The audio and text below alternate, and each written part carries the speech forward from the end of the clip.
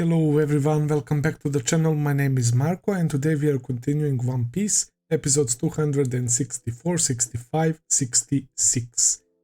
We are at Enies lobby. That fortress with the buildings next to it, through that gate and that shot of Franky, that was so incredible. It's basically surrounded like, it's weird, like the waterfall that goes in circle, and there is an island that looks like it's connected to waterfall, but it's so weird and unique, man. Like, I swear One Piece locations are always such a treat, man. I'm super excited because it seems like we are diving into Enies lobby finally.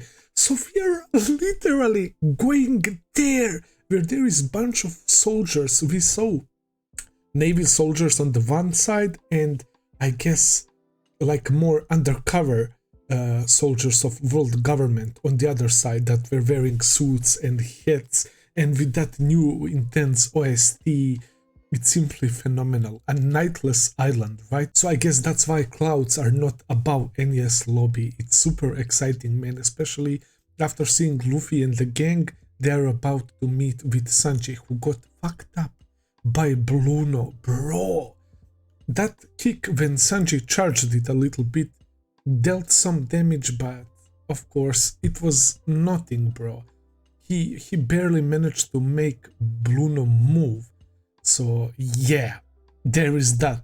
They're tough as fuck, man. The masters of those 6 powers, they're insane. Nero got bodied apparently, I don't know, finger pistol by Lucci, and then his body was tossed. We had fight between Zoro and T-Bone. T-Bone has to be one of my favorite Navy members. T-Bone and Smoker. Those two are so far my favorite Navy members, for sure. T-Bone is great, man, but Zoro showed him who's the boss. Wanze, I don't really know, nor do I care what happened to that fucker. He was there next to Nero, but I guess he stayed there.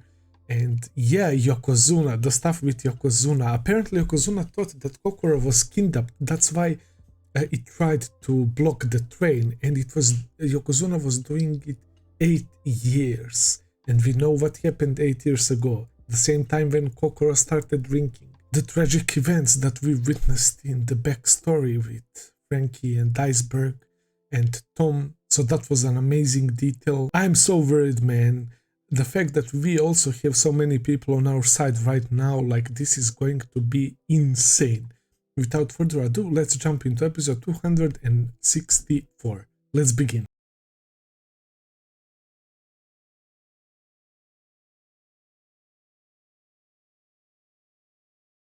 It's popping off. We started basically war against Enies lobby and the Navy. Franky family and shipwrights, props to them. I did not expect them to take down a giant. That was brilliant piece of teamwork with Mozu and Kiwi cutting the boots so Giant started sleeping a little bit. Polly pulling his hair with the ropes, and we have that guy from Franky family with the cannon, and of course Pipley and Tilestone to finish the job. And this other giant, Oimo, right, used his weapon to attack them, and they dodged, and he smacked this other giant right across the face. So he's not getting up anytime soon, bro. So, but still, we have one more giant to deal with. We still didn't open the gate. Kokoro told Zoro and the others that it's time. They are all still in train. Luffy is ahead, of course. He's using his stretching power to go as far as he can, but he's literally against thousands and thousands of soldiers. And this guy's trying to give Spandam a report, and Spandam thinks that only 5 people are down, but it's actually 500. Like, Luffy is insane. All his new goofy creative ways of using abilities is always so entertaining to me, at least. I really like watching Luffy kick ass with all these different ways. And CP9 surprisingly has 3 more members. I mean, Spandam is also part, so it's 8 in total, but if you don't count him, Fukurou, Jabra, and the guy Kumadore, right? Like 3 of them, and they're goofy unlike the rest. I mean, Khalifa has this thing like with sexual harassment or whatever. It's kinda odd, but these guys are absolute goofballs. This guy, Fukurou, gets punched and kicked by everyone so he can measure their power level. That's something I didn't see coming. It reminds me of Dragon Ball, of course, and the Scouter and measuring the power level. So Lucci, I don't even know if this was surprise to anyone. Lucci is the strongest one by far, 4,000. And then we have Kaku at 2nd place, and this guy Jabra felt like a potential rival to Lucci, right? But once he saw that he's ranked 3rd by strength, he was so salty. And the fact that Lucci called him dog and he called Lucci cat, and we saw like both of them transformed. It seems like, and we know that that guy has a devil fruit. He probably has a dog devil fruit, so I can't wait to see him as well.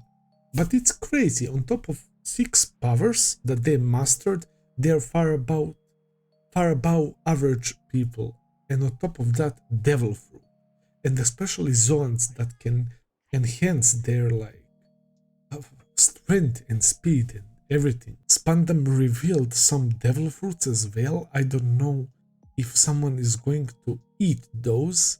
That will be interesting. I'm so curious about devil fruits because we didn't get to see much of fruits, if that makes sense.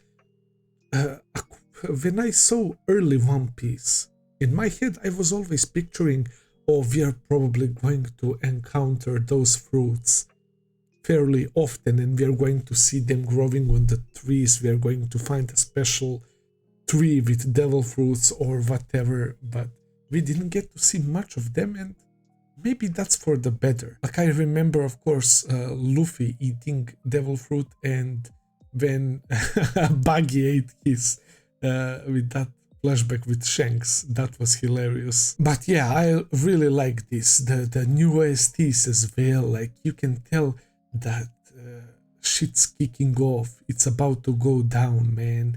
Franky family is already doing so much, and they are casualties, it seems, on both sides.